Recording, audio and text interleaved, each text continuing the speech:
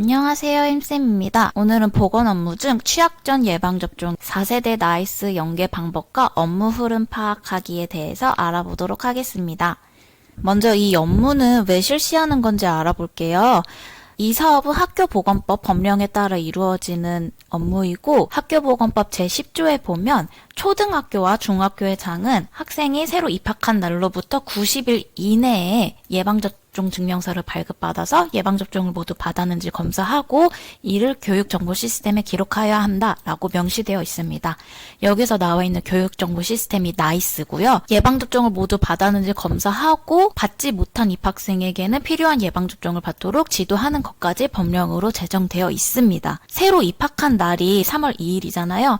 그래서 이 예방접종 사업은 5월 말까지 완료하도록 안내되고 있습니다. 다른 지역에서는 3월 중순 말 이때쯤 공문이 내려오고요. 조금 느린 지역은 4월 초에 공문이 내려옵니다. 이 업무가 편해진 거는 교육청에서 질병관리본부랑 연계를 해서 나이스로 바로 학생들의 예방접종 이력을 확인할 수가 있어요.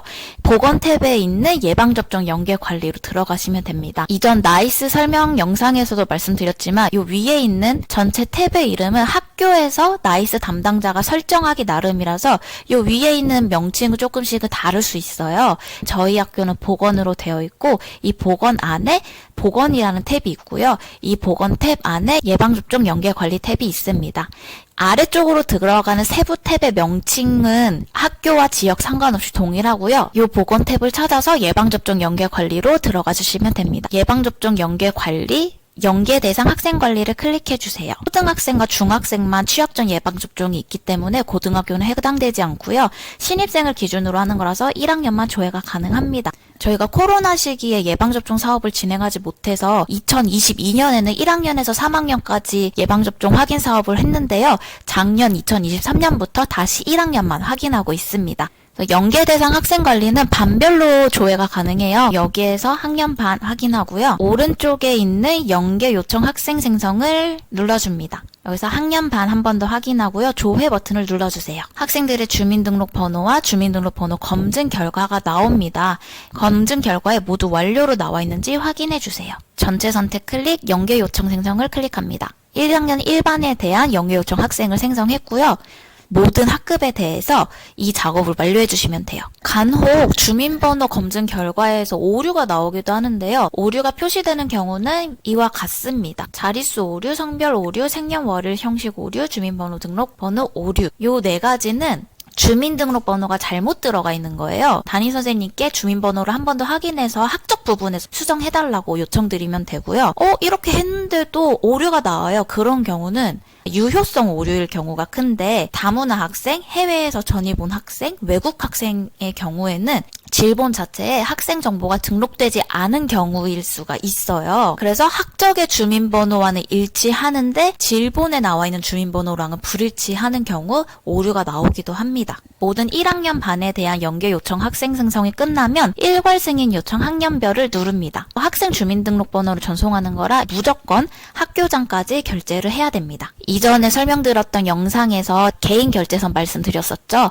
미리 설정해 놓은 부장, 교감, 교장 결제를 선택해서 일괄 승인 요청을 하면 한 번에 여러 반을 할 수 있어서 처음 연계 작업을 할 때에는 학년의 모든 반을 일괄로 승인 요청하는 게 편합니다. 모든 반이 들어가 있는지 확인하고 상신 버튼을 눌러줍니다. 연계 대상 학생 관리에서 다시 조회해보면 결제 상태가 상신 진행으로 바뀐 걸 확인하실 수 있을 거예요. 결제가 완료되면 결제 완료 일자가 나오고 그때 연계 요청을 할 수 있습니다. 결제가 학교장까지 가기 때문에 시간이 좀 걸려요. 그래서 결제를 받는 동안 저희는 가정통신문을 만듭니다. 저는 초등학교 근무 중이라서 미등록된 예방접종 내역을 D탭, 폴리오, MMR, 일본 내역 4가지로 적어 두었습니다. 미접종된 항목이 있는지 표시할 수 있게 해놨고 접종 내역이 어디까지 접종한 것으로 전산 등록되어 있다라고 써놨고요. 미접종으로 되어 있는 학생들은 몇 명 없기 때문에 이거는 제가 프린트해서 수기로 작성하고 있어요. 미등록 내역 조치 방법에 대해서도 같이 안내를 해드리고 있고요. 예방접종 제외 대상자, 근기사유를 의료기관에서 전산 등록을 할 수가 있습니다. 혹시나 전상 등록이 불가해요 라고 하면은 종류랑 사유가 표기된 진단서를 발급받아서 제출하면 요걸 보고 저희가 나이스에다가 기록을 해줍니다. 아래에는 절취선을 써서 다시 학교로 회신할 수 있게끔 해놨어요. 이 학생들이 예방접종을 받았는지 혹은 거부했는지 알 수 있게끔 해놨고요. 안내문을 보내면 혹시 예방접종을 꼭 무조건 맞아야 되는 거냐 이런 문의가 들어오기도 하는데 접종을 강제할 수는 없습니다. 개인의 선택이기 때문에 강제할 수는 없지만 학교는 감염병이 발생하면 대규모로 빠른 속도로 확산이 되고 감염병 예방 차원에서 맞는 것이 좋다. 아이의 건강을 위해서도 다른 학생들의 건강을 위해서도 맞는 게 좋다라고 최대한 설득하는 정도로 하고요. 절대 강요하지는 않습니다. 저희가 코로나 시기 때 예방접종이 좀 의무화 아닌 의무화처럼 되었었잖아요. 근데 백신 부작용에 대한 기사가 많이 나왔었고 예방접종에 대한 민감도가 옛날보다는 증가를 했어요. 옛날에는 한두 명 정도 미접종이면은 예방접종을 믿을 수 없어요 라고 하시는 분이 막 한 명, 시간을 못 내서 못 갔어요 라는 분이 한 명 이랬다면은 요즘은 3, 4명 정도 발생하면 그 중에서 저는 예방접종 거부할래요. 요게 3, 4분 정도 계시더라고요. 요거 안내하실 때는 최대한 설득을 하지만 절대 강요나 강제는 하면 안 된다. 요것만 좀 주의해서 안내해 주시면 되고요. 저는 대부분 회신문 기간을 2주 정도 줍니다. 2주 정도 해도 한 달 뒤에 가져오시거든요. 아무래도 예방접종이 아이들의 몸 상태도 봐야 하고 여러 개가 접종되지 않은 경우에는 한 번에 다 접종할 수 없어서 좀 기간이 걸려요. 안내할 때는 2주 정도 주고 있고요. 실제로 회신을 모두 받는 데에는 한 달 정도 걸리는 것 같아요. 추가로 알려드릴 부분은 초등학생과 중학교 입학생을 대상으로 취약전 예방접종 확인 사업을 한다고 말씀드렸는데요. 최근에 내려온 공문에 의하면 유치원 입학생도 디텝, 폴리오, MMR, 일본내염에 대한 예방접종 확인 사업을 실시한다고 합니다. 교육청마다 5개년에 학교 감염병 예방 세부 종합대책을 세우도록 되어 있는데요. 경기도 교육청만 그런 건 아닐 것 같아요. 왜냐면 요거는 시스템 자체를 다 바꿔야 되는 거라서 아마 모든 시도 교육청이 그러지 않을까 생각되는데 이제 유치원 입학생도 취약전 예방접종을 확인하겠다고 되어 있고요. 그럴만한 게 표준 예방접종 일정표에 따르면 유치원 입학하기 전에 맞아야 되는 예방접종이 있거든요. 바로 하는 건 아니고요. 실천 계획에 보면 유치원생 예방접종 확인을 2026년부터 시행하는 걸로 되어 있습니다. 아마 요때 유치원 나이스 작업이 들어가지 않을까 예상을 하고 있고요. 경기도는 유치원 보건교사 임용을 따로 보고 있잖아요. 유치원에 근무하시는 선생님들은 요 부분도 함께 참고해서 알고 계시면 좋을 것 같습니다. 나이스 결제가 완료되면 연계 대상 학생관리 조회 시 결제 완료 일자가 나오게 됩니다. 결제를 받았으니 이제 질병관리본부에 연계 요청을 할 거예요. 체크파스 클릭, 오른쪽에 연계 요청 송신 상태가 완료로 나옵니다. 마찬가지로 다른 학급에도 모두 진행해줍니다. 질본으로 연계 요청을 했지만 질본에서 자료가 넘어오는 데는 또 시간이 걸리기 때문에 기다려주시면 됩니다. 조회했을 때 연계 수신 일자가 나오면 질병관리본부에서 자료가 넘어온 겁니다. 이번엔 예방접종 연계 관리에서 예방접종 수신 내역 관리로 들어갑니다. 반을 선택하고 아이들을 클릭하면 이전에 예방접종했던 내역이 모두 들어온 걸 확인할 수 있습니다. 아이들을 클릭해서 전부 접종 상태가 넘어왔는지 확인해 주고요. 모두 확인이 됐으면 전체 선택 클릭, 오른쪽에 있는 건강기록부 반영을 눌러줍니다. 건강기록부 반영을 누르게 되면 계속해서 최신 자료로 더 씌워지게 돼요.